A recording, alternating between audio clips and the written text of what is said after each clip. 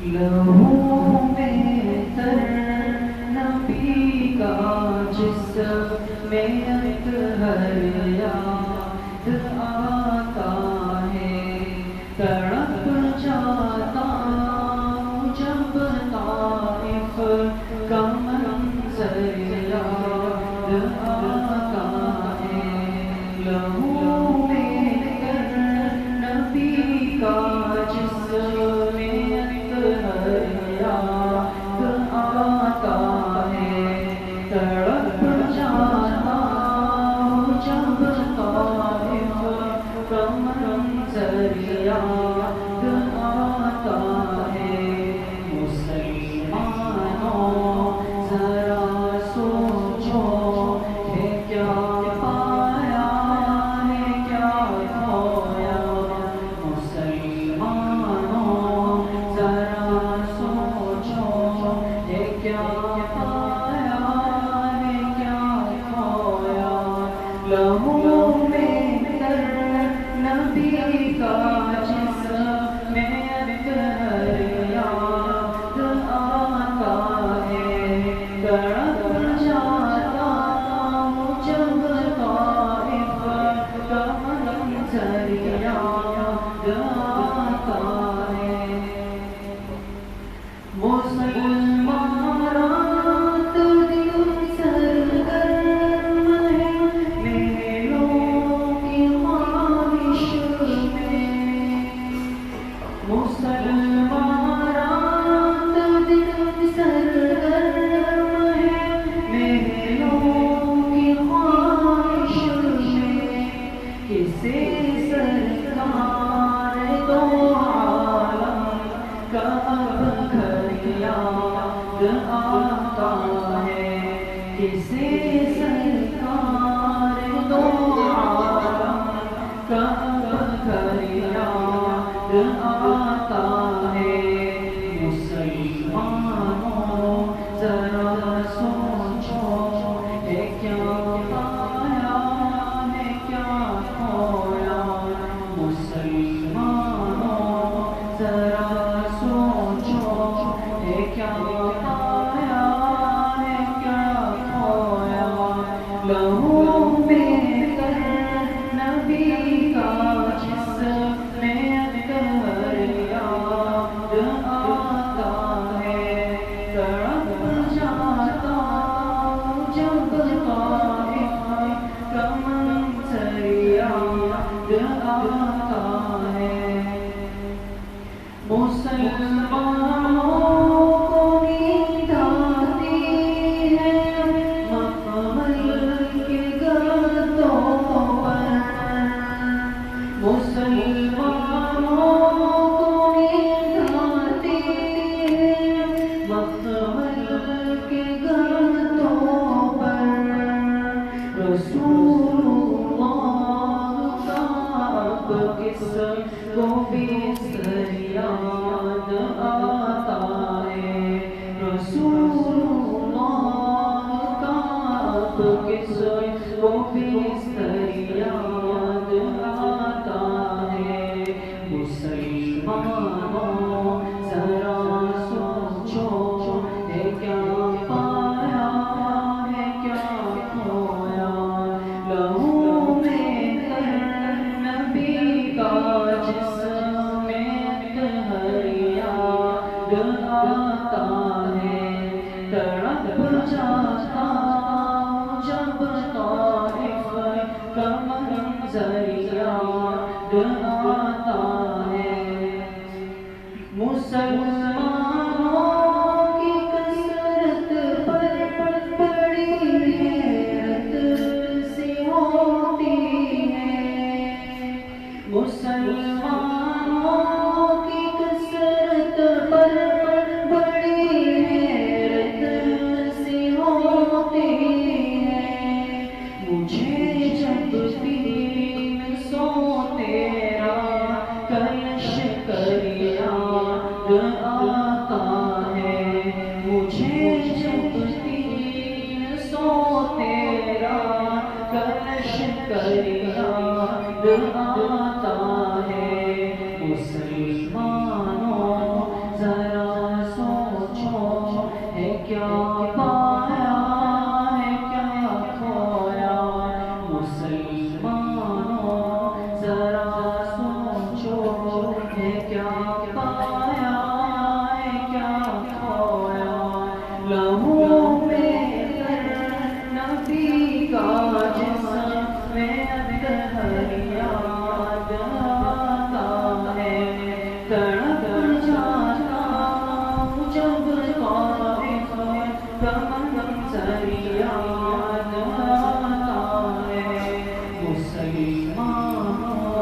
ذرا سوچو ہے کیا پایا ہے کیا کھویا مسلمانوں ذرا سوچو ہے کیا پایا ہے کیا کھویا.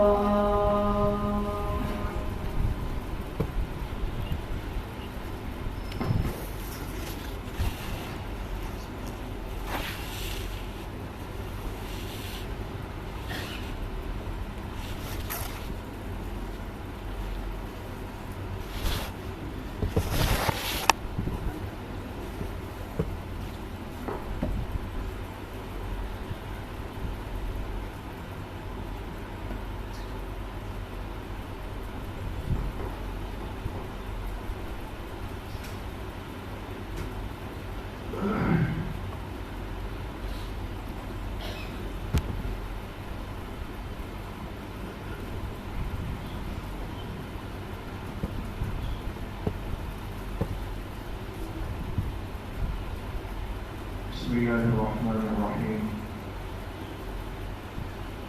الحمد لله وكفى وسلام على عباده الذين اصطفى خصوصا على سيد الرسل وخاتم الأنبياء وعلى آله وأصحابه الأتقياء. أما بعد فأعوذ بالله من الشيطان الرجيم. بسم الله الرحمن الرحيم. وَلَقَدْ نَصَرَكُمُ اللَّهُ بِبَدْرٍ وَأَنْتُمْ أَذِلَّةٌ فَاتَّقُوا اللَّهَ لَعَلَّكُمْ تَشْكُرُونَ. وقال رسول الله صلى الله عليه وسلم من مات ولم يخطب ولم يحدث به نفسه مات على شعبة من النفاق. يا رب صل وسلم دائما أبدا على حبيبك خير الخلق كلهم. تمام حضرات ایک مرتبہ محبت اور عقیدت سے درود شریف پڑھیں. اللهم صل على محمد وعلى آل محمد كما صليت على إبراهيم وعلى آل إبراهيم إنك حميد مجيد. اللهم بارك على محمد وعلى آل محمد كما باركت على إبراهيم وعلى آل إبراهيم إنك حميد مجيد. میرے انتہائی قابل قدر دوستوں، بھائیوں اور بزرگوں، اللہ تبارک و تعالیٰ کا بہت بڑا کرم اور احسان ہے کہ الحمدللہ رمضان المبارک کے مہینے کے بعد آج دوبارہ اس مبارک سلسلے سے اللہ پاک نے ہم سب کو جوڑنا نصیب کیا ہے. اللہ پاک آپ سب کی حاضری کو اپنی بارگاہ میں انتہائی درجے میں قبول فرمائے اور ہم سب حاضرین و حاضرات کے ظاہر اور باطن کی اصلاح کا ذریعہ بنائے. آج الحمدللہ ہماری سیرت طیبہ کی مجلس کی 26ویں نشست ہے. 26ویں مجلس ہے. 25 مجلسیں الحمدللہ رمضان المبارک سے پہلے گزر چکی ہیں. جناب نبی کریم صلی اللہ علیہ وسلم کی کل مبارک زندگی اس دنیا میں وہ 63 سال پر محیط ہے. 63 سالہ زندگی کے 3 حصے بنائے جاتے ہیں. ایک حصہ آپ کی ولادت سے لے کر آپ کی بعثت تک. ولادت کے معنی پیدا ہونا، بعثت کے معنی نبوت کا ملنا. آپ کی پیدائش سے لے کر آپ کی بعثت تک کی کل زندگی کتنے سال ہے؟ 40 سال. یہ آپ کی مبارک زندگی کا ایک حصہ ہے. دوسرا حصہ ہے بعثت سے لے کر ہجرت تک. جب اللہ نے آپ کو مکہ مکرمہ میں نبوت دی، اس وقت سے لے کر جس دن آپ نے مدینہ طیبہ ہجرت فرمائی، یہ کل کتنا عرصہ ہے؟ 13 سال. تیسرا حصہ وہ ہے جو آپ کی ہجرت سے لے کر ہے آپ کی وفات تک. جب آپ مدینہ طیبہ تشریف لے آئے اور اس وقت سے لے کر جس دن آپ اس دنیا سے تشریف لے گئے، یہ تیسرا حصہ، یہ کل کتنے سال ہے؟ 10 سال. تو 40 13 اور 10 یہ کل کتنے سال ہوئے؟ 63 سال. تو آپ کی مبارک زندگی 63 سال کی. ان 63 سالوں میں 13 سال مکی زندگی ہے، 10 سال مدنی زندگی. مکی زندگی پر تفصیل سے آپ حضرات کے سامنے بات آ چکی ہے. اب ہم مدنی زندگی کہ حضور علیہ الصلوۃ والسلام مدینہ طیبہ تشریف لے آئے، اس مدنی زندگی میں آپ کے وفات تک یہ زندگی کا مرحلہ کیسے گزرا اور اس میں ہمارے لیے کیا سبق اور کیا پیغام ہے، یہ زندگی کا سب سے خوبصورت اور مبارک حصہ ہے. اس پہ بات شروع ہو چکی ہے. مدنی دور کی کل مدت کتنے سال ہے؟ 10 سال. ان 10 سالوں میں آپ علیہ الصلوۃ والسلام نے بنیادی طور پہ اصل کام اور اصل محنت کیا کی؟ ایک اسلامی ریاست کی تأسیس کہتے ہیں بنیاد کو. مدنی زندگی میں آپ نے پوری دنیا کے سامنے ایک نقشہ پیش کیا، ایک نمونہ پیش کیا کہ اسلامی ریاست کیسے ہوتی ہے. حضور جو مبارک دین لے کر آئے، پہلے بات آ گئی کہ یہ صرف مسجد کا نہیں، صرف نماز کا نہیں، صرف عبادات کا نہیں، بلکہ ایک پوری زندگی اور نظام حیات کو شامل ایک کامل مکمل دین ہے. اس لیے دنیا کے سامنے قیامت تک ایک نمونہ ہے کہ اسلام یہ وہ آئیڈیل دین اور مذہب ہے جو کسی بھی ملک کے لیے ایک ریاست کی حیثیت رکھتا ہے. 10 سالہ مدنی زندگی. اس مدنی زندگی کے بھی ہم نے کتنے مرحلے بنائے تھے؟ 3 مرحلے. دیکھیں، پہلا مرحلہ ہے مدنی زندگی میں خطرات اور ان کا مقابلہ. جب آپ مدینہ آئے تو بڑے خطرات تھے، لیکن ان خطرات کے تقریباً 6 سالوں میں آپ نے اس کا مقابلہ کیسے کیا، اسی پہ ہم ابھی بات کر رہے ہیں دوستوں. دوسرا مرحلہ ہوگا فتح کی ابتدا اور اس کے آثار. تیسرا مرحلہ ہوگا فتح کی تکمیل اور اس کے آثار. تو مدنی زندگی کا پہلا مرحلہ کیا ہے کہ آپ کو بہت خطرات پیش آئے، لیکن آپ نے اس کا مقابلہ کیسے کیا، امت کو کیسے جوڑ کر رکھا. جی،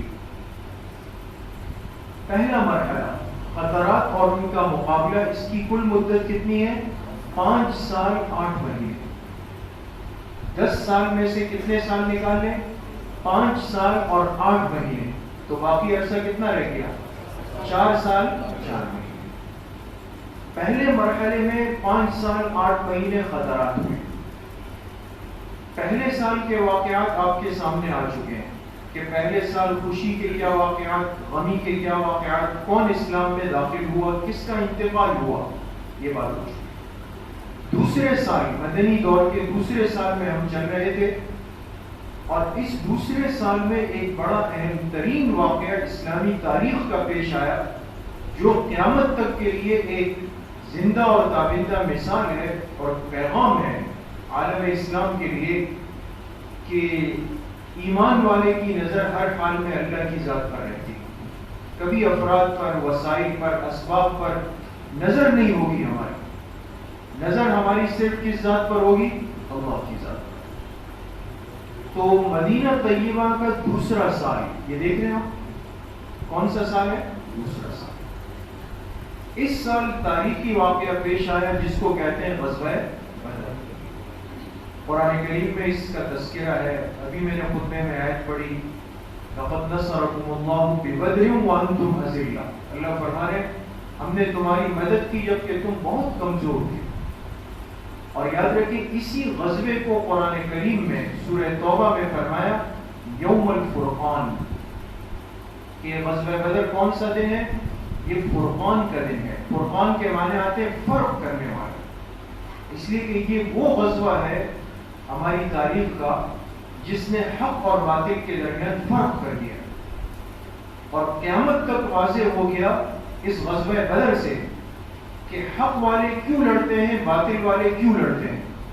اور اس غزوے نے واضح کر دیا کہ حق والوں کی مدد اللہ کیسے فرماتے ہیں، باطل کو اللہ پاک کیسے ذلیل و رسوا کرتے ہیں. اس وجہ سے غزوہ بدر کو قرآن کریم میں کیا فرمایا؟ یوم الفرقان. یہ لفظ یاد رکھیں، یوم الفرقان کا. یہ فرق کرنے والا غزوہ ہے حق اور باطل کے درمیان. اب یہ غزوہ بدر کس سال میں ہوا؟ مدنی دور کے دوسرے سال میں. اس کا پس منظر کیا ہے آپ کے سامنے تفصیلی بات آ چکی ہے. میں مختصراً تاکہ آپ کا ذہن جڑ جائے اس کے لیے بات عرض کر رہا ہوں، اس کو غور سے سنیے گا. جب حضور علیہ السلام ہجرت فرما کے مدینہ آئے، کئی طرح کے خطرات تھے، کئی طرح کے دشمن تھے، اس کے باوجود بھی جو مکہ کے مشرکین تھے ان کی شرارتیں ختم نہیں ہوئی۔ وہاں سے آ کے دھمکیاں دیتے تھے، سازشیں کرتے تھے، مسلمانوں کو نقصان پہنچاتے تھے، وہ سلسلہ چل رہا ہے۔ حضور علیہ السلام نے ایک حکمت عملی طے کی۔ وہ حکمت عملی کیا طے کیا آپ نے؟ ایک آپ نے یہ کیا کہ ایک راستہ تھا، تجارتی پٹی جا رہی تھی مکہ مکرمہ سے ہوتے ہوئے شام، لیکن اللہ کی شان یہ ہے کہ مکہ کے لوگ تجارت کے لیے شام جاتے تھے تو راستے میں مدینہ پڑتا تھا۔ آپ علیہ السلام نے جب دیکھا یہ لوگ باز نہیں آتے شرارتوں سے، آپ نے اس تجارتی پٹی پر اپنی نظر رکھی اور اپنے دستے مقرر کیے کہ اب مکہ سے کوئی تجارتی قافلہ جائے تو اتنی آسانی سے مت چھوڑو، یہ اگر اپنی شرارت سے باز نہیں آتے تو ان کی دم پہ بھی پیر رکھنا چاہیے، اور ان کو اندازہ ہو کہ ہماری اتنی اہمیت ہے کہ ہم چاہے تو تمہاری تجارت بینڈ کر دیں گے، روک دیں گے۔ یہ ایک بہت بڑا سبب ہوتا ہے اللہ کی طرف سے، جو آدمی تجارتی راستے پر بیٹھا ہوا ہو۔ ایک دوسرا آپ علیہ السلام نے یہ حکمت عملی کی کہ اس پٹی پر جتنے دیہات، گاؤں، قبیلے تھے ان سب سے جا کے صلح کی، ان سے معاہدے کیے، ان سے اپنے تعلقات کو مضبوط کیا۔ یہ سمجھداری کی پہچان ہے، کبھی قریب والے سے دشمنی نہیں رکھنی چاہیے۔ قریب کو دوست بنائیں، اس لیے کہ وہ آپ کا پڑوسی ہے، اس کو آپ کے خوشی غم کا پتہ چلتا ہے۔ حضور علیہ السلام کا یہ عمل امت کو سبق سکھا رہا ہے۔ آپ کا پڑوسی، آپ کا قریبی چاہے آپ کے دین پر نہیں ہو لیکن اس سے بنا کر رکھو، کل یہ آپ کے کام آئے۔ آپ نے اس تجارتی پٹی پر نظر رکھی، ان سے معاہدے کیے۔ ایک بہت بڑا قافلہ، وہ تجارتی قافلہ جا رہا تھا، ابو سفیان جو ابھی تک مسلمان نہیں ہوئے ان کی قیادت میں جا رہا تھا مکہ مکرمہ سے شام، لیکن اس راستے میں کون سا شہر پڑتا ہے؟ مدینہ طیبہ۔ حضور علیہ السلام کو پتہ چلا، آپ اس کے تعاقب میں گئے، لیکن یہ قافلہ نکل چکا تھا۔ یہ بات ہم کر چکے ہیں، اس لیے مختصر عرض کرو، یہ چلا گیا۔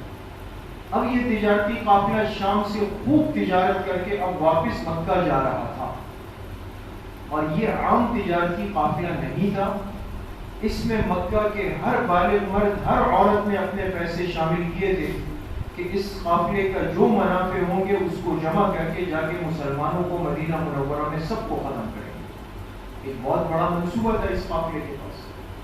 اس لیے جب یہ قافلہ ابو سفیان کے ساتھ واپس جا رہا تھا تو آپ علیہ السلام نے پوری تیاری کی کہ اس قافلے کو جانے نہیں دیں۔ آپ سمجھ رہے بات کو؟ غزوہ بدر جو ہوا ہے اس کا پس منظر یہی تھا کہ آپ علیہ السلام سرے سے، یہ عجیب بات ہے، آپ سرے سے جہاد کے اور مقابلے کے ارادے سے نکلے ہی نہیں، آپ تو اس قافلے کو روکنے گئے، اور آپ ابھی دیکھ لیں گے آخر تک آپ کو پتہ ہی نہیں چلا کہ مکہ مکرمہ سے ہزاروں کافروں کا لشکر بدر آ چکا ہے۔ آپ اس تجارتی قافلے کو روکنے کے لیے آپ نے ترتیب بنائی اور 2 صحابہ مقرر ہوئے، حضرت سعید ابن زید رضی اللہ عنہ، حضرت طلحہ ابن عبید اللہ رضی اللہ عنہ۔ آپ نے ان دونوں کو بھیجا کہ جاؤ معلوم کرو کہ ابو سفیان کا قافلہ شام سے واپس جا رہا ہے، آیا وہ ہمارے قریب پہنچا ہے یا نہیں پہنچا۔ یہاں تک بات آپ کی سمجھ میں آئے؟ یہ ہے غزوہ بدر کا پس منظر۔ آپ نکلے کس ارادے سے تھے؟ ابو سفیان کے قافلے کو روکنے کے لیے۔ کتنے صحابہ کو بھیجا؟ 2 صحابہ، سعید ابن زید، طلحہ ابن عبید اللہ۔ یہ 2 حضرات جب گئے تو انہوں نے دور سے دیکھا کہ ابو سفیان کا قافلہ آنے لگا ہے اور بالکل مدینہ کے قریب، مکہ مدینہ کے قریب پہنچ چکا ہے۔ یہ دیکھ کر دونوں صحابہ نے حضور علیہ السلام کو اطلاع دے دی کہ ابو سفیان تجارتی قافلہ لے کر واپسی کے راستے پر آ چکا ہے۔ اب آپ دیکھیں گے کہ کڑی سے کڑی ملے گی اور نتیجہ جا کر غزوہ بدر پہ منطبق ہو جائے گا۔ جی اس کو کہتے ہیں غزوہ بدر کبریٰ۔ کبریٰ اس لیے کہتے ہیں کہ آپ کے سامنے پچھلی مجلس میں بات آئی کہ ایک اور پہلی ہجری میں بھی ایک غزوہ بدر ہوا، اس کو بدر صغریٰ کہتے ہیں، اس میں لڑائی کی نوبت ہی نہیں آئی تھی۔ یہ بدر کبریٰ ہے سن 2 ہجری میں ہوا. یہ ہمارا اصل موضوع ہے اور یہ آج کی مجلس میں ختم نہیں ہوگا دوستوں، اس لیے غور سے دیکھیں. اس میں کل باتیں کتنی آئیں گی؟ 4 باتیں. نمبر 1، معرکے سے پہلے. معرکہ کس کو کہتے ہیں؟ معرکہ کس کو کہتے ہیں؟ لڑائی کو، جنگ کو، جہاد کو. پہلی بات ہم کریں گے آج کی مجلس میں معرکے سے پہلے، اس بدر کے میدان تک پہنچنے سے پہلے کیا کیا ہوا. نمبر 2، معرکے میں جب لڑائی شروع ہو گئی پھر کیا کچھ پیش آیا. نمبر 3، معرکے کے بعد جب جہاد ختم ہوا، مسلمان غالب ہوئے، اس کے بعد کیا ہوا. چوتھی بات ہم کریں گے نتائج اور عبر غزوہ بدر. اس غزوہ بدر سے ہمارے لیے عبرت کی، نتیجے کی کیا باتیں سامنے آئی. تو کل باتیں کتنی ہیں دوستوں؟ 4. آج کی مجلس میں کس پہ بات ہوگی؟ معرکے سے پہلے. اب حضور علیہ السلام والسلام نے 2 صحابہ کو بھیجا تھا کس کام کے لیے؟ ابو سفیان کے قافلے کی معلومات کے لیے. 2 صحابی کون ہیں؟ سعید ابن زید اور طلحہ ابن عبید اللہ رضی اللہ عنہ. ان دونوں نے قافلہ دیکھا اور حضور علیہ السلام کو کیا بتایا کہ قافلہ پہنچ چکا ہے، آنے والا ہے. یہ سن کر آپ علیہ السلام مدینہ سے نکلے. مدینہ سے نکلے چونکہ یہ تو ذہن میں تھا ہی نہیں کہ مکہ والے آئیں گے اور ہزاروں کا لشکر آئے گا اور بڑا معرکہ جنگ ہوگی. اس لیے آپ کل کتنے صحابہ کے ساتھ نکلے؟ 313. یہ جو لفظ ہے نا، ابھی آپ نے نظم میں بھی سنا، 313 کا لشکر. بخاری شریف جلد ثانی میں اس پر بڑی تفصیل ہے. 310 سے 315 تک کا عدد آتا ہے، لیکن راجح قول یہ ہے کہ غزوہ بدر میں شرکت کرنے والے کل افراد کتنے ہیں؟ 313 کا لشکر ہے. آپ 313 کو لے کر نکلے. 2 گھوڑے، 70 اونٹ، 7 یا 8 تلواریں، نیزیں. اس لیے کہ کوئی جنگ جہاد کا تو نہ ذہن میں تھا نہیں، ایک قافلے کو روکنا تھا، کوئی تیاری نہیں. اس لیے آپ 313 افراد کو لے کر کے روانہ ہوئے، جس میں 213 انصار، 82 مہاجرین. آگے بات آ رہی ہے. اور آپ لے کر مدینہ سے نکلے ابو سفیان کے قافلے کو روکنے کے لیے. لیکن یہاں ایک بات سمجھ لیں، مدینہ کا نظام، آپ علیہ السلام کا مزاج کبھی یہ نہیں رہا کہ جو کام کرنا ہو تو پیچھے امت کو منتشر چھوڑ کے چلے جائیں. یہ بڑی اہم بات سمجھیں. آج ہمیں بڑی زبردست مار پڑتی ہے کہ جب ہم اپنے کسی کام سے نکلتے ہیں تو پیچھے کے نظام کو اس طرح کھلا چھوڑ دیتے ہیں. کسی کو نہ امیر بنایا، نہ ذمہ دار بنایا، نہ سامان کی کا خیال کیا، کچھ نہیں. بس میں آ رہا ہوں 1 گھنٹے میں، اور پیچھے جب آئے تو پتہ چلا سب کام خراب ہے. حضور کی زندگی سے سمجھیں. آپ نکلے تو آپ نے مدینہ کا ایک نظام بنایا. کس طرح نظام بنایا؟ مدینہ کا گورنر کون ہوگا؟ مدینہ مسجد نبوی کے امام کون ہوں گے؟ اور مدینہ سے بالغ قبا کا علاقہ تھا، اس کے گورنر کون ہوں گے؟ پوری ترتیب نظم بنا کر گئے. یہاں آپ کے سامنے مدینہ کے گورنر کا نام کیا ہے؟ ابو لبابہ ابن عبد المنذر. یہاں تھوڑی سی بات سمجھیں. جب حضور علیہ السلام مدینہ سے نکلنے لگے، آپ نے ان کو گورنر نہیں بنایا، اور سے سنیں، بلکہ یہ حضور علیہ السلام کے ساتھ 313 افراد میں شریک جا رہے تھے. یہ گورنر نہیں تھے. گورنر کون تھے؟ حضرت عبداللہ ابن ام مکتوم رضی اللہ عنہ. شروع میں یہ گورنر بنے. یہ نابینا صحابی ہے، یہ نابینا صحابی ہے. ان کا تذکرہ قرآن کریم کی کس صورت میں؟ سورہ عبس والطویلہ. ان کو گورنر بنایا. اور قبا کا گورنر کس کو بنایا؟ حضرت عاصم ابن عدی رضی اللہ عنہ. آپ نکلے. راستے میں آگے جا کر ایک مقام آتا ہے، وہاں پہنچ کر آپ نے قافلے کو روکا، حورا نامی جگہ. اور اللہ کی شان دیکھیں، وہاں پہنچ کر آپ نے ابو لبابہ ابن عبد المنذر کو بلایا. ان سے کہا آپ ہمارے ساتھ مت جائیں، آپ واپس مدینہ جائیں اور عبداللہ ابن ام مکتوم سے ذمہ داری لے لیں، اس لیے کہ ان پہ بوجھ بڑھ گیا ہے. ان کو کہیں کہ آپ مسجد نبوی کے امام ہیں اور مجھے حضور علیہ السلام نے مدینہ کا کیا بنا دیا؟ گورنر بنا دیا. اس میں دونوں باتیں بڑی سمجھنے کی. ایک حضور علیہ السلام کو محسوس ہوا کہ ایک صحابی پر بوجھ بڑھ رہا ہے. آپ کو جیسے ہی یہ خیال آیا آپ نے فوراً اس بوجھ کو تقسیم کر دیا. ایک بات. دوسری اہم بات اس میں حکمت عملی ہے. حضور علیہ السلام کا ممکن ہے کہ یہ ارادہ پہلے سے ہو، لیکن آپ نے کسی کے سامنے ظاہر نہیں کیا کہ مجھے کیا کرنا ہے آگے جا کے. آپ بیچ راستے میں جا کر روکے اور وہاں جا کے ان کو گورنر بنائے، ان کو امام بنائے. سمجھنے کا یہ حکمت سمجھیں. آج ہمارا مسئلہ یہ کہ جو کام 1 سال بعد کرنا ہے آج اس کی کہانی سنائیں گے، اگلے سال کے لیے سوچ رہا ہوں یہ کرنا ہے یہ کرنا ہے یہ کرنا ہے. یہ یاد رکھیں حدیث میں آتا ہے جس آدمی نے اپنے کام کو امور کو لوگوں کے سامنے کھول دیا اس کام میں رکاوٹیں نہیں. اس کا تجربہ آپ حضرات کرتے بھی ہوں گے. جو کام جتنے اخفا سے ہوتا ہے، ترتیب سے ہوتا ہے، وہ محفوظ ہو جائے، کام پورا ہو جائے، پھر یقیناً بڑی دعوت کرے، سب کو اطلاع دے. لیکن ہوا کچھ نہیں اور ڈنڈورے پیٹ دیے، یہ کام رکے گا، اس میں رکاوٹ آئے. تو آپ نے وہاں جا کر طے کیا کہ یہ مدینہ کے امام اور یہ گورنر طے ہو. اب یہ نابینا صحابی ان کو اپنے مسلح پر امام بنا. یہاں ایک فقہی مسئلہ بھی سمجھ لیں کہ فقہاء نے اس پر بحث کی ہے کہ نابینا آدمی لوگوں کا امام بن سکتا ہے، اس لیے کہ نماز کا سارا دار و مدار تو طہارت پر ہے، پاکی ناپاکی پر جڑا ہوا ہے. اور نابینا آدمی تو ظاہر سی بات ہے کہ اس بیچارے کو نظر تو نہیں آ رہا. اس لیے بہت سارے حضرات نے یہ بات لکھی ہے کہ نابینا کی امامت مکروہ ہے. لیکن صحیح قول یہ ہے کہ اگر نابینا آدمی طہارت کا اہتمام کرتا ہو تو یہ بالکل امام بن سکتا ہے، اور اگر یہ طہارت کے معاملے میں کمزور ہو تو اس کو امام نہیں بنانا چاہیے. آپ نے دیکھا ہوگا بعض نابینا حافظ صاحبان ہوتے ہیں صاف ستھرے کپڑے غسل کر کے خوشبو لگا کے گھومتے ہیں، یعنی عام لوگوں سے زیادہ طہارت کا اہتمام کرتے ہیں. ایسے نیک لوگ بھی ہوتے ہیں تو بنا سکتے ہیں. تو آپ علیہ السلام نے یہ فیصلہ راستے میں کیا ایک مقام پر پہنچ کر، اور یہ ترتیب طے کر کے پھر آپ بدر کے لیے روانہ ہوتے. جی دیکھیں اب معرکے سے پہلے اب بدر کے لیے جا رہے ہیں، ابو سفیان کا قافلہ روکنے جا رہے ہیں. پہلی بات یہ کہ لشکر اسلام اور لشکر کفر کی تعداد کتنی ہے، دونوں میں کیا فرق ہے.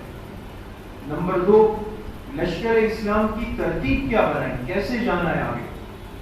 نمبر 3 مدینہ منورہ سے بدر کی طرف کیسے راستہ ہے. نمبر 4 مکہ سے بدر کی طرف کے راستے کی ترتیب کیا ہے.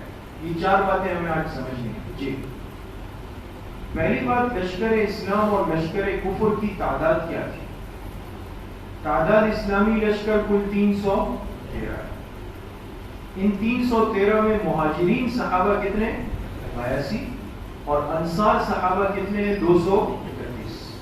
تو مہاجرین زیادہ ہیں یا انصار زیادہ ہے. انصار زیادہ ہے. اور کافروں کے لشکر کی تعداد کتنی ہے 1000.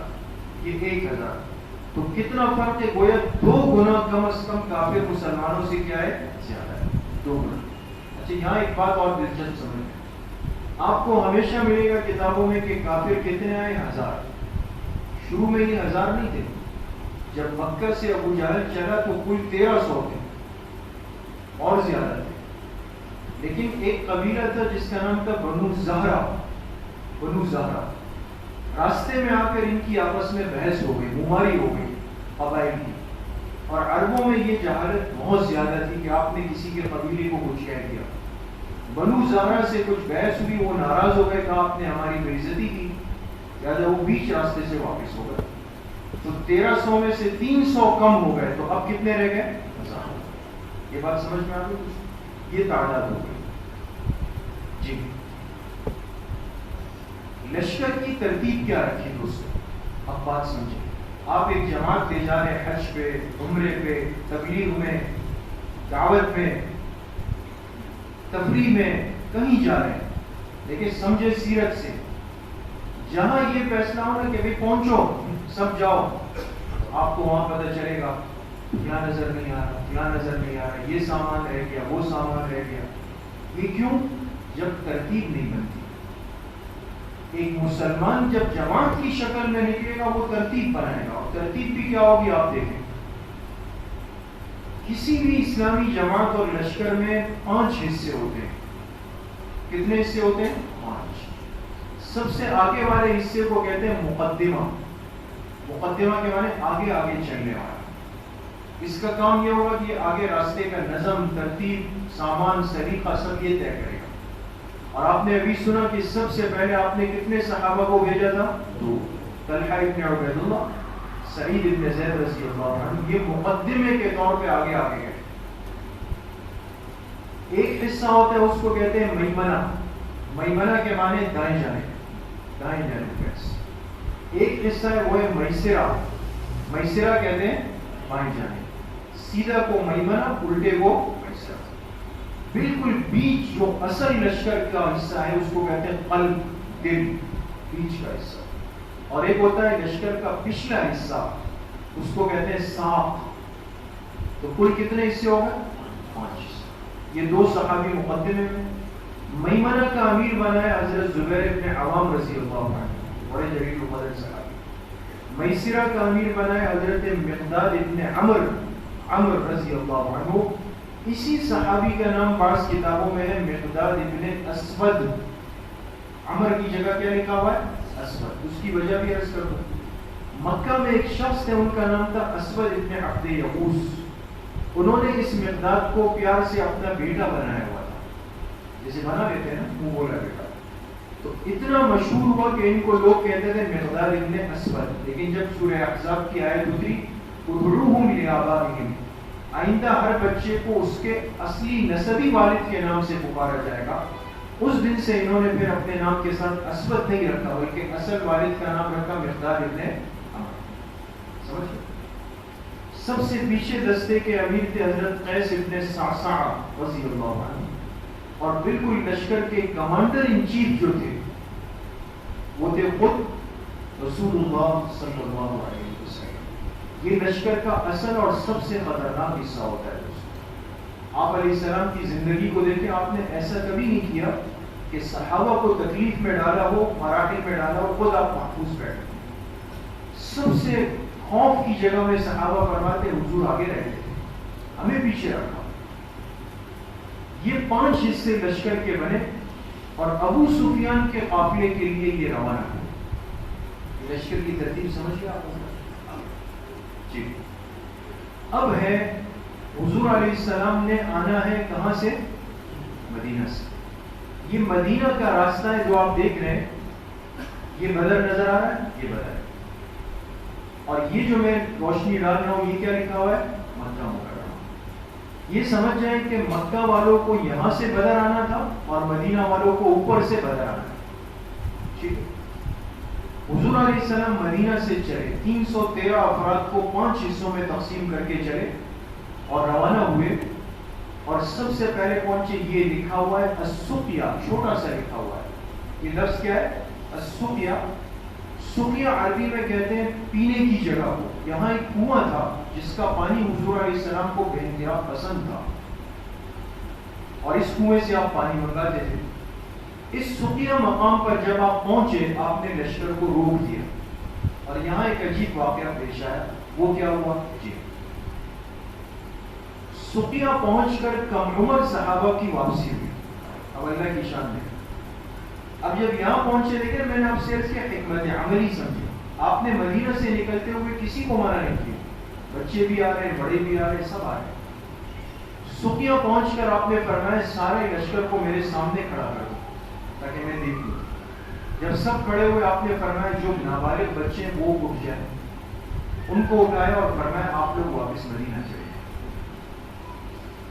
حضرت رافع ابن خدیج، حضرت عبداللہ ابن عمر، حضرت سمرہ ابن جندب رضی اللہ عنہم یہ اس وقت بچے تھے. یہ کھڑے ہو گئے. آپ نے فرمایا آپ لوگ چلے گئے. کچھ کر نہیں سکتے تھے واپس سے. ایک اور چھوٹے صحابی تھے نوارے، ان کا نام ہے عمیر ابن ابی وقاص. صحابہ کا ایمان دیکھیں دوستوں، یہ بھی بچے تھے. یہ بھائی ہے حضرت سعد ابن ابی وقاص کے رضی اللہ عنہ، جو بڑے صحابی ہیں، حضور کے رشتے میں ماموں ہیں. یہ انہوں نے جب دیکھا کہ بچوں کو واپس کیا جا رہا ہے تو یہ بڑوں کے پیچھے چھپنے لگے کہ میں نظر نہیں آؤں. اب جب چھپنے لگے تو حضرت سعد ان کے بھائی نے پوچھا عمر یہ کیا کر رہے ہیں؟ فرمایا میں تو چھپ رہا ہوں، حضور نے دیکھا تو واپس جاؤں گا، میں واپس جانا نہیں چاہتا، میں تو جماعت میں جانا چاہتا.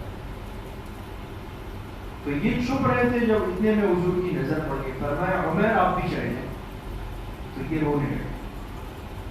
فرمایا یا رسول اللہ میں تو واپس نہیں جانا چاہتا، میں تو جانا چاہتا.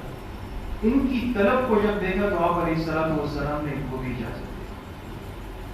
تو یہ اگرچہ نابالغ بچے ہیں لیکن یہ شریک بھی ہوئے اور اللہ اکبر پھر شہید بھی ہوئے. ان کی طلب پر اللہ پاک نے فیصلہ فرمایا. تو سقیہ پہنچ کر آپ علیہ السلام نے یہ فیصلہ فرمایا، چھوٹے صحابہ واپس چلے گئے. جی یہ سقیہ سے آپ علیہ السلام نے اب اپنے لشکر کو روانہ کیا آگے آگے. یہ لکھا ہوا ہے الروحا. اب آپ حضرات سے پوچھ رہا ہوں، اب پتہ چلے گا آپ حضرات کتنے حاضر دماغ ہیں. روحا پہنچ کر آپ نے کیا کیا تھا؟ ابھی شروع میں بات آ گئی. روحا پہنچ کر کیا کیا؟ جی ماشاء اللہ. یہی پہنچ کر وہ فیصلہ ہوا کہ آپ نے ابو لبابہ ابن عبد المنذر کو کہا کہ آپ واپس مدینہ جائیں، آپ گورنر بنے اور کن کو امام بنائیں؟ عبداللہ ابن ام مکتوم کو. ذہن میں آ گئی بات؟ یہ فیصلہ کس مقام پہ ہوا؟ روحا مقام پر یہ فیصلہ آپ علیہ السلام نے کرنا ہے. دیکھیے جگہ جگہ مقامات پہ ٹہر کر فیصلے ہو رہے. روحا مقام سے پھر آپ علیہ السلام آگے گئے. یہ لکھا ہوا ہے صفرا. یہ صفرا لکھا ہوا ہے. اب غور سے سنو. صفرا پہنچ کر آپ علیہ السلام نے ایک صحابی کو بطور جاسوسی کے، جہاد کے عمل میں باقاعدہ ایک شعبہ ہے جاسوسی کا، یہ حکمت کے مطابق ہوتا ہے. 2 صحابی ہیں، ان کے نام ہے بسبس ابن عمر الجوہری. یہ بسبس ہے عربی میں.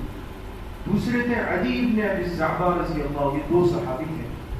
آپ نے ان سے فرمایا کہ ہم یہاں ٹھہرے ہیں، اب آپ جاؤ اور اب اندازہ لگاؤ کہ ابو سفیان کتنا قریب آ چکا ہے. ایسی ترتیب پہ کام ہو. یہ دونوں حضرات گئے اور تلاش کرتے کرتے بالکل بدر کے مقام پہ پہنچے جہاں یہ مسئلہ ہوا ہے. بات پیچھے آ چکی ہے، آپ کو یاد آ جائے. یہاں پہنچ کر ایک واقعہ ہوا کہ 2 عورتیں آپس میں لڑ رہی تھی. کچھ یاد آتا ہے؟ 2 عورتیں آپس میں لڑ رہی تھی. انہوں نے کان لگائے. ایک عورت دوسرے سے کہہ رہی تھی میرا قرضہ واپس ہو. انہوں نے سننا شروع کیا. عورت ہے. دوسری نے کہا کہ قرضہ دے دوں گی. پریشان کیوں ہوتی؟ ابو سفیان کا قافلہ پہنچنے والا ہے. اب ان کو تو مفت میں معلومات مل رہی ہے. ابو سفیان کا قافلہ بالکل قریب ہے، ابھی بدر پہنچنے والا ہے، میرا بھی اس میں پیسہ لگا ہوا ہے، اس سے اپنا نفع لے کر تمہارا قرض ادا کر دو. عورتوں کی تو ہو گئی لڑائی، لیکن ان صحابہ کے ہاتھ بڑی اہم بات آ گئی کہ بھئی ابو سفیان پہنچنے والا ہے، فوراً واپس دوڑو، حضور کو اطلاع دو. اب یہ 2 حضرات جب واپس جانے لگے تو اللہ کی شان یہ کہ اس بدر کے مقام کے سردار تھے، اس نے ان 2 افراد کو واپس بھاگتے ہوئے دیکھ لیا. سے یہ نہیں دیکھا کون ہے، یہ دیکھا کہ 2 آدمی بھاگتے ہوئے گئے. اور ہر چیز کا ایک نتیجہ ہوتا ہے. انہوں نے آ کر حضور کو اطلاع دی کہ لشکر ابو سفیان بالکل قریب ہے اور فوراً جانا چاہیے. ادھر ابو سفیان بہت سمجھدار چالاک ترین آدمی تھا قریش کا. اس نے بھی ترتیب رکھی ہوئی تھی. یاد ہے جب بدر کے قریب ہوا تو ایک دم بدر نہیں آیا، پہلے اکیلے آ کر اس جگہ کو دیکھا اور اچانک وہ سردار نظر آیا تو ان سے کہا کہ یہاں کوئی آدمی نظر تو نہیں آیا. اس نے کہا 2 آدمی بھاگتے ہوئے ہیں. اچھا کہاں پہ؟ اس نے کہا یہ کنویں کے پاس. ابو سفیان آیا، دیکھا وہاں اونٹنی کی مینگنیاں پڑی ہوئی تھی، گوبر. اس نے وہ گوبر لیا، اس کو 2 ٹکڑے کیا. جب دیکھا بیچ میں کھجور کی گٹھلی تھی اس کے گوبر میں. اوہ یہ تو مدینہ کے لوگ ہیں. اس کا مطلب یہ ہے کہ محمد صلی اللہ علیہ وسلم اور ان کے ساتھی بہت قریب ہیں، ہم پھنس رہے. ابو سفیان فوراً لشکر کے پاس گیا اور اپنے ایک آدمی کو، آگے نام آئے گا زمزم نام تھا، زمزم ابن عمر، اس کو کہا فوراً مکہ پہنچو اور مکہ والوں کو بتاؤ کہ قافلے کی خبر لو، قافلہ مصیبت میں ہے، سب کا مال تجارت ڈوب جائے گا. آدمی کو پہلے بھیجا اور خود کیا ترتیب کی کہ فوراً راستے کو تبدیل کیا. مکہ جانے کا ایک تو نارمل راستہ تھا مدینہ سے ہوتے ہوئے جس پر حضور کھڑے ہوئے، اور ایک بہت لمبا راستہ تھا ابھی نقشہ آئے گا آگے جو بالکل ساحل سمندر کے ساتھ جا رہا تھا. اس نے گھوم کر وہ راستہ لیا اور اس راستے سے ہو کر مکہ نکل گیا. اب جو پہلے جس زمزم کو بھیجا وہ مکہ مکرمہ پہنچا، اور مکہ مکرمہ پہنچ کر اس نے اپنے گریبان کو پھاڑ دیا. یہ دیکھیں زمزم ابن عمر غفاری. اور اس کے بعد اونٹنی کی ناک میں چھری مار کر اس کو زخمی کیا. یہ دو کام عرب میں جب ہوتے تھے تو مطلب ہوتا تھا انتہائی ایمرجنسی اطلاع ہے، کوئی خطرناک معاملہ ہوا. کپڑے بھی پھاڑ دیے، اونٹنی کی ناک زخمی کر دی. اس نے یہ دو کام کر کے فوراً آواز لگائی. یہ دیکھیں، یا معشر قریش اللطیمہ اللطیمہ اموالکم مع ابی سفیان قد عرض لهما محمد فی اصحابه لا ارى ان تدركوها الغوث الغوث. کہا اے قریش والو، قافلہ قافلہ اپنے قافلے کی خبر لو. تمہیں پتہ ہے تمہارا سارا مال ابو سفیان کے پاس ہے اور محمد صلی اللہ علیہ وسلم اس کے راستے میں رکاوٹ بن گئے. لہذا لا ارى ان تدركوها، مجھے لگتا تو نہیں کہ تم اپنے قافلے کو بچا سکو، لیکن الغوث الغوث، مدد کر لو مدد کر لو. اس آدمی نے یہ اعلان کیا یہاں پر، اور پیچھے ابو سفیان نے کیا کیا؟ راستہ بدل کر مکہ جانے لگا. اب صورتحال یہ ہوئی کہ اس کے اعلان کو سن کر، زمزم ابن عمر کے اعلان کو سن کر ابو جہل نے سب کو جمع کیا اور کہا کہ جس میں عرب غیرت ہے وہ نکلے گا. مرد عورت بچے جانور ڈھول باجے ساری چیزیں لی اور روانہ ہو گئے. اب دیکھیں یہ مکہ مکرمہ ہے. جب اعلان ہوا تو ابو جہل نے یہاں سے لوگوں کو لیا. شروع میں کتنا لشکر تھا ساتھ میں؟ 1300. بعد میں کتنا ہوا؟ 1000. یہاں سے یہ لوگ روانہ ہو. یہ لکھا ہوا ہے جحفہ. مکہ سے لشکر کہاں تک پہنچ گیا؟ جحفہ. اچھا اب یہاں بات سمجھے. جب یہاں لشکر پہنچا 1000 کا، اچھا حضور علیہ السلام کو ابھی تک پتہ ہی نہیں ہے کہ یہ کیا ہو چکا ہے.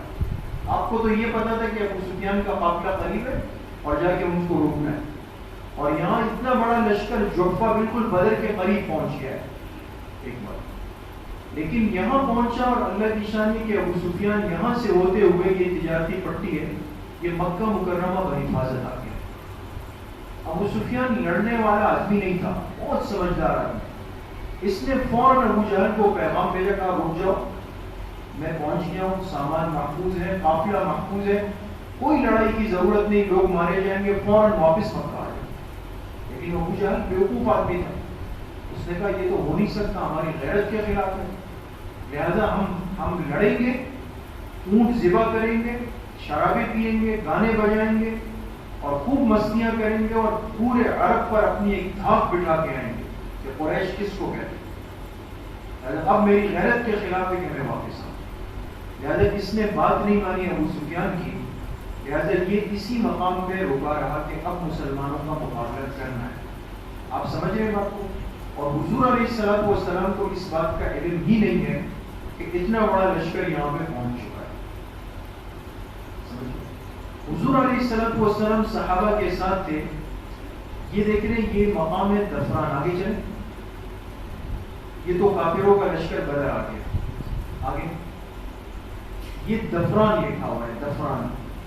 حضور علیہ السلام جب دفران پہنچے نا، دفران یہاں آپ کو پتہ چلا کہ کہانی بالکل الٹ ہو گئی. اور 1000 مشرکین مکہ پوری تیاری کے ساتھ بدر میں بیٹھے ہوئے اور انتظار کر رہے ہیں کہ مسلمانوں سے مقابلہ کرنا ہے. جس قافلے کو ہم لینے آئے تھے وہ تو بحفاظت مکہ چلا گیا. اب کیا کریں؟ اب دیکھیں حضور علیہ السلام اللہ کے پیغمبر ہیں، مسلمانوں کے بڑے ہیں، ہر اعتبار سے سب کچھ ہے، لیکن آپ نے یہ نہیں کہا کہ اب چلو میرے ساتھ. لیکن بات سمجھیں، آپ نے سب صحابہ کو بٹھا کر مشورہ کیا. سیرت کی زندگی میں آپ کو نہیں ملے گا کہ آپ نے کبھی صحابہ پر کوئی حکم مسلط کیا کہ یہ کام اس لیے کرنا ہے کہ میرے کو مشورہ. آپ نے فرمایا کیا کریں، ہم تو لڑنے کے لیے نکلے نہیں، ہم تو قافلے کو، اور وہاں لشکر آ گیا. سب سے پہلے حضرت ابوبکر صدیق رضی اللہ عنہ کھڑے ہوئے اور فرمایا یا رسول اللہ صلی اللہ علیہ وسلم آپ کے حکم پہ قافلے کے لیے آئے تھے، آپ کے حکم پہ بدر چلے گئے، ہم تو آپ کے پابند ہیں جو آپ ہیں۔ حضرت عمر کھڑے ہوئے فرمایا کہ جو حضرت ابوبکر نے کہا آپ حکم کریں ہم تیار۔ ایک صحابی تھے حضرت مقداد رضی اللہ عنہ، یہ مہاجرین میں سے مقداد ابن عمر، انہوں نے کھڑے ہو کر بڑی عجیب و غریب تقریر کی اور لوگوں کا جذبہ تازہ کیا۔ وہ دیکھیں فرمایا یا رسول اللہ انزل ما اراک اللہ، اے اللہ کے رسول صلی اللہ علیہ وسلم جو اللہ آپ کو فرمائے آپ اس کو کر گزریے، فنحن معک، ہم آپ کے ساتھ ہیں، واللہ لا نقول لك كما قالت بنو اسرائیل لموسیٰ، بخدا ہم آپ کو وہ بات نہیں کہیں گے جو بنی اسرائیل نے اپنے پیغمبر موسیٰ علیہ السلام سے کہی تھی کہ اذهب انت وربك فقاتلا انا هاهنا قاعدون۔ بنی اسرائیل کے لیے جب ایک دفعہ جہاد کا موقع آیا تو اتنے بدنصیب تھے کہ حضرت موسیٰ علیہ السلام سے کہا کہ آپ اور آپ کا رب جائیں، آپ لوگ لڑیں، ہم تو یہاں بیٹھے ہوئے۔ انہوں نے کہا ہم وہ نہیں ہیں، بلکہ ہم تو کہیں گے اذهب انت وربك فقاتلا انا معكما مقاتلون، آپ اور آپ کا رب اور ہم آپ کے ساتھ مل کر لڑیں۔ پیچھے وَوَالَّذِي بَعَثَكَ بِالْحَقِّ، قسم ہے اس ذات کی جس نے آپ کو حق دے کر بھیجا، لو سرت بنا الى برق الغماد، اگر آپ ہمیں لے کر برق الغماد تک جائیں گے، یہ ایک انتہائی دور جگہ ہے۔ میں نے عرض کیا عربوں میں جب دور کی جگہ کو بیان کرتے تھے تو کہتے تھے برق الغماد، ہمارے ہاں کہتے ہیں چین تک بھی جانا پڑا تو جاؤں گا، جیسے ایک مثال دیتے ہیں تو برق الغماد، تو آپ برق الغماد تک ہمیں لے جائیں گے، ہم جائیں گے لجالدنا معك من دونه حتى تبلغ، ہم آپ کے ساتھ مل کر ان سے لڑتے رہیں گے یہاں تک کہ آپ اس کو پائیں۔ آپ بہت خوش ہوئے کہ ان صحابہ کا جذبہ ہے، لیکن تین حضرات نے ابھی تک بات کی، حضرت ابوبکر، حضرت عمر، حضرت مقداد، اور تینوں مہاجرین میں سے انصار خاموش تھے۔ اب آپ چاہتے تھے کہ یہ تو ہمارے میزبان ہیں، انہوں نے بڑی قربانی دی ہمارے لیے، پتہ نہیں ان کے دل میں کیا ہے، تو آپ بار بار کہتے تھے اشیرو اشیرو، مشورہ دیں مشورہ دیں، اور کوئی مشورہ دیں۔ تو انصار کے ایک سردار تھے حضرت سعد بن معاذ، یہ بڑے بہادر صحابی تھے، یہ سمجھ گئے، یہ کھڑے ہو اور فرمایا یا رسول اللہ صلی اللہ علیہ وسلم لگتا ہے آپ ہماری طرف اشارہ کرنا چاہتے ہیں کہ ہم میں سے کوئی کھڑا ہو۔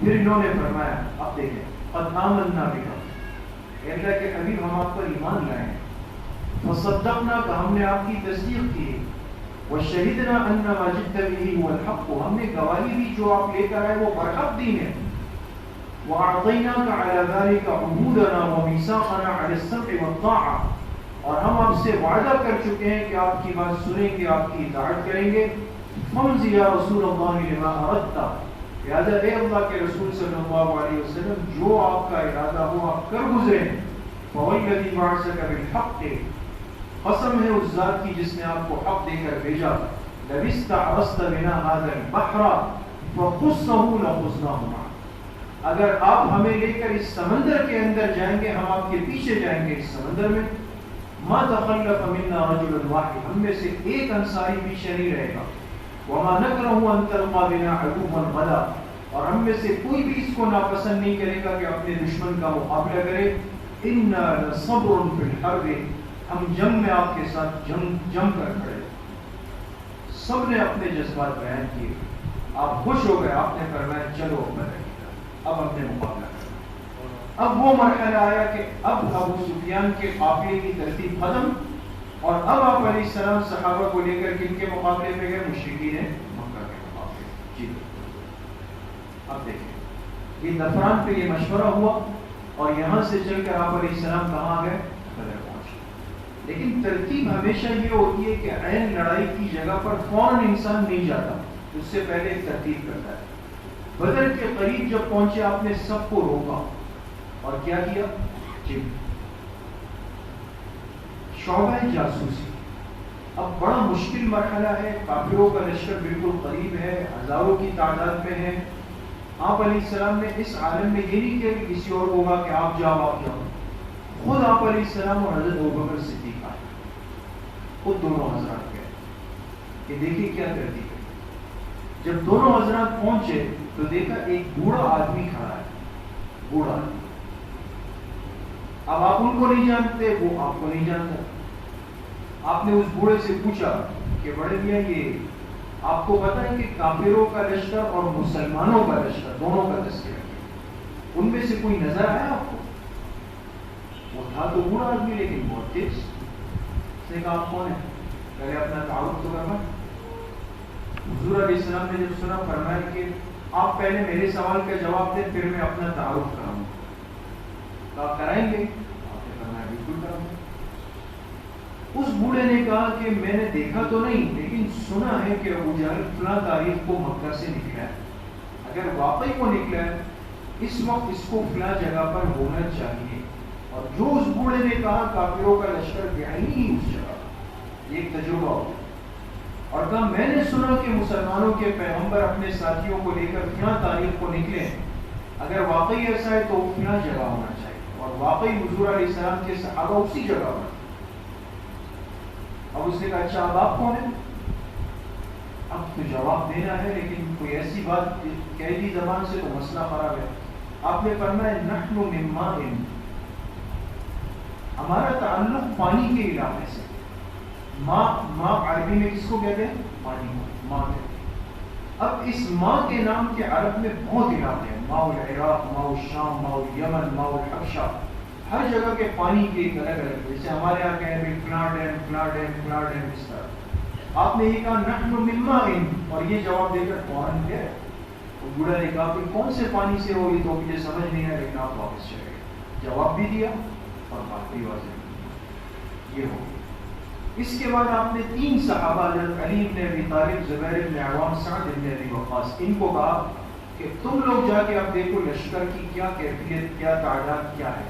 ये तीनों हजरात आए तो देखा कि बदर के करीब एक कुआं है, उससे 2 आदमी पानी भर रहे हैं, और ये काफिरों के लश्कर के लिए पानी भर रहे थे। इन तीनों हजरात ने आकर 2 अफराद को पकड़ा, हुजूर की खिदमत में ले गए। हुजूर अलैहिस्सलाम नमाज पढ़ रहे थे। इन्होंने उनसे खैर कुछ बातचीत शुरू की, सख्ती की उस पर। तो उन्होंने बताया कि बिल्कुल अबू जहल का लश्कर पहुंच चुका है और फलां जगह पर है और लड़ाई के लिए तैयार है। आपने पूछा कितनी तादाद है? उन्होंने कहा तादाद तो समझ नहीं आती। आपने फरमाया रोज कितने ऊंट ज़िबा होते हैं? उन्होंने कहा कभी 9, कभी 10, कभी 9, कभी 10। आपने फरमाया इसका मतलब है कि ये लश्कर 900 से 1000 तक का है।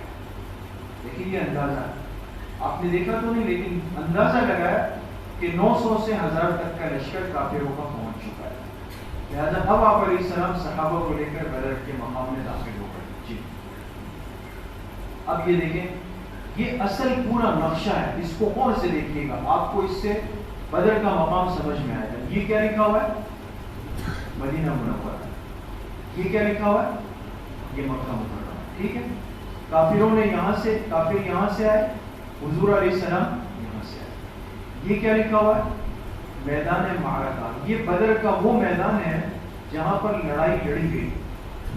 ठीक है, ये समझ रहे दोस्तों, ये असल मैदान है। एक चीज पर नक्शे में आप गौर करें, ये रास्ता नजर आ रहा है, ये रास्ता खुला हुआ है ना, एक, ये रास्ता भी खुला हुआ है 2, ये रास्ता भी खुला हुआ है 3। तो मालूम हुआ कि कुल रास्ते बदर तक आने के कितने? 3 रास्ते।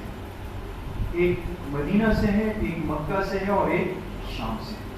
यहां आपको एक और चीज भी अच्छी तरह समझ आ जाएगी कि जब अबू सुफियान कहां से आ रहा था वापस? शाम से, और शाम से होकर उसको मक्का आना था। ये चलते चलते आया था कहां तक? आगे चले, ये देखें, ये अबू सुफियान शाम से चलकर आया यहां तक। ये बदर के करीब एक कुआं आया जहां इसकी मुलाकात हुई और कहा 2 आदमी भागे, इसने मेंगनी को तोड़ा। ये वो जगह है। यहां इसको पता चला कि मुसलमान पहुंचने वाले हैं, तो ये फौरन वापस हुआ है। देखें इसकी समझदारी, देखें, फौरन वापस इस रास्ते पे आया और मक्का कैसे गया? देखिए, ये साहिली पट्टी है, ये जा रहा है, इसकी अकल को देखें, बिल्कुल घूम कर गया, अपने आप को महफूज करके मक्का पहुंच गया है। यहां से काफिरों का लश्कर चला है जी, और ये लिखा हुआ है अल-उद्वतुल क़ुस्वा। कुरान करीम में ये लफ्ज आया है اس انتم بالعدوۃ الدنیا وهم بالعدوۃ القصوى، اللہ نے فرمایا حضور علیہ السلام کو کہ تمہارا لشکر عدوۃ الدنیا میں تھا، یعنی اونچے کنارے پر، اور یہ نیچے والے کنارے پر تھا۔ کافروں کا لشکر یہاں پہ ٹھہرا ہوا ہے، آگے چلے، یہ میدان معرکہ ہے، اور یہ مسلمان یہاں سے چلے ہیں، آپ سمجھیں، حضور علیہ السلام کا لشکر مدینہ سے نکل کر یہاں رکا، اس کو لکھا ہے العدوۃ الدنیا، قرآن میں لفظ ہے۔ کافروں کا لشکر یہاں سے چل کر یہاں رکا، جی اس کو کہتے ہیں العدوۃ القصوى، یہاں پر رکا، اور لڑائی کہاں پر ہونی ہے؟ بدر میں، سمجھیں، یہ آپ کے سامنے سارا خاکہ ہے کس سے؟ معرکے سے پہلے کا۔ اس ترتیب پر مسلمان آئے اور بدر پہنچے۔ اب پہنچنے کے بعد پھر کس ترتیب پر لڑائی شروع ہوئی، کیا کیا واقعات ہوئے، اللہ کی طرف سے نصرت کس انداز میں کی گئی، اور اسلامی تاریخ میں ایک مثال قائم ہو گئی کہ جو آدمی اللہ کے لیے اسباب کے بغیر نکلے گا اللہ اس کو کبھی ناکام نہیں کریں گے۔ یہ انشاءاللہ ہماری آئندہ مجلس کا موضوع ہوگا، غزوہ بدر، حالات معرکہ، لڑائی کے اندر کے حالات کیا کیا پیش آئے، یہ انشاءاللہ العظیم آئندہ مجلس میں۔ اللہ تعالیٰ مجھے بھی آپ سب کو صحیح عمل کی توفیق نصیب فرمائے۔ وآخر دعوانا ان الحمد للہ رب العالمین۔ دعا سے پہلے ایک چھوٹا سا اعلان سن لیں کہ الحمدللہ ہمارے یہاں ہر سال حج اور عمرے کی تربیتی نشستیں ہوتی ہیں، کیونکہ حج کا وقت قریب آ رہا ہے، بہت سارے احباب جاتے ہیں، تو تقریباً 2 سال سے سلسلہ چل رہا ہے۔ اس سال بھی بعض ساتھیوں نے کہا ہے، تو انشاءاللہ چونکہ حجاج کی روانگی آئندہ مہینے ہے، آنے والی مجلس میں انشاءاللہ آپ کو تاریخ بتا دی جائے گی کہ حج کی مجلس سے انشاءاللہ کون کون سی تاریخ کو ہوگی، انشاءاللہ آئندہ کی نشست میں آپ کو بتا دیں۔ الحمدللہ رب العالمین، والصلاة والسلام علی سید الانبیاء والمرسلین سیدنا و مولانا محمد وآلہ وصحبہ اجمعین۔